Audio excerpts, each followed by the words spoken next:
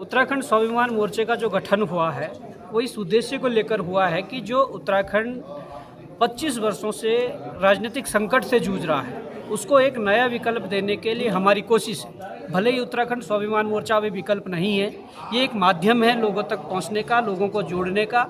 और जिन लोगों को अभी तक ये महसूस हो रहा है कि वास्तव में उत्तराखंड के साथ यहाँ के नेताओं ने, यहाँ की सरकारों ने गलत किया है, इस उत्तराखंड को बहुत पीछे धकेला है, तो निश्चित तौर पर उनका उत्तराखंड स्वाभिमान मोर्चा में स्वागत है।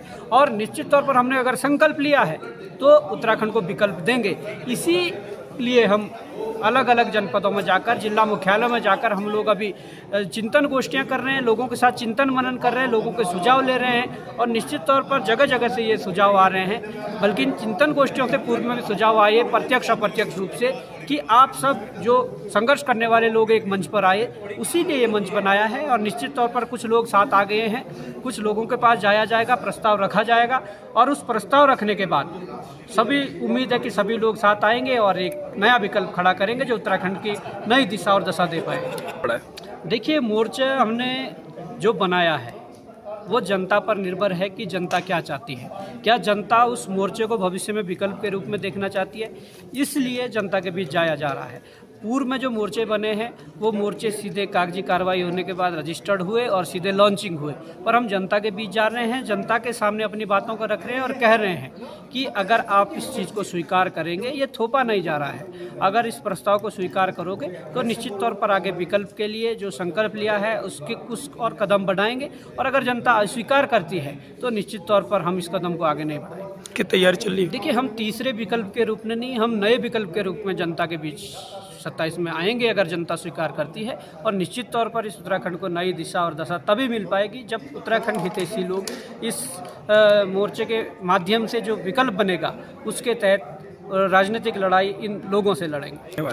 देखिए, मुद्दे साफ है। जो उत्तराखंड हित के जो मुद्दे हैं, मूल निवास हो, भू कानून हो, रोजगार हो, भ्रष्टाचार हो, अच्छी शिक्षा हो, अच्छा स्वास्थ्य हो, यहाँ की जो परिसंपत्तियाँ हैं उनकी लड़ाई हो, या यहाँ जो प्राकृतिक संसाधन है उनके दोहन का अधिकार हो, तमाम प्रकार के ये मुद्दे हैं। परंतु हम जैसे जैसे चिंतन गोष्ठियों को आगे बढ़ा रहे हैं, निश्चित तौर पर हमें जनता के द्वारा सुझाव भी आ रहे हैं और इन सब जगह पर चिंतन गोष्ठियाँ करने के बाद जो हमारा विजन डॉक्यूमेंट बनेगा वो जनता के सामने लाया जाएगा। उसके बाद जनता को एक बोला जाएगा कि अगर आप इससे संतुष्ट हैं तो आप जुड़िए। देखिए, साफ तौर पर खुली किताब है।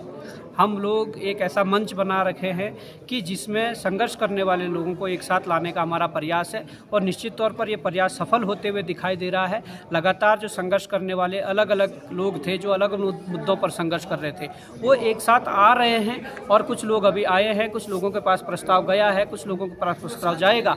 और निश्चित तौर पर मुझे पूरी उम्मीद है कि सब लोग उस प्रस्ताव को स्वीकार करेंगे और एक मंच पर आकर एक मजबूत ताकत बनकर इस उत्तराखंड को नई दिशा और दशा देंगे। देखिए, उत्तराखंड के जितने भी क्षेत्रीय दल हैं, जितने संगठन हैं, उन सब के पास जाकर प्रस्ताव रखा जाएगा। निश्चित तौर पर जो उत्तराखंड हितैषी संगठन होगा, उत्तराखंड हितैषी जो दल होगा, निश्चित तौर पर वो इस प्रस्ताव को स्वीकार करेंगे और इस लड़ाई को आगे बढ़ाएंगे।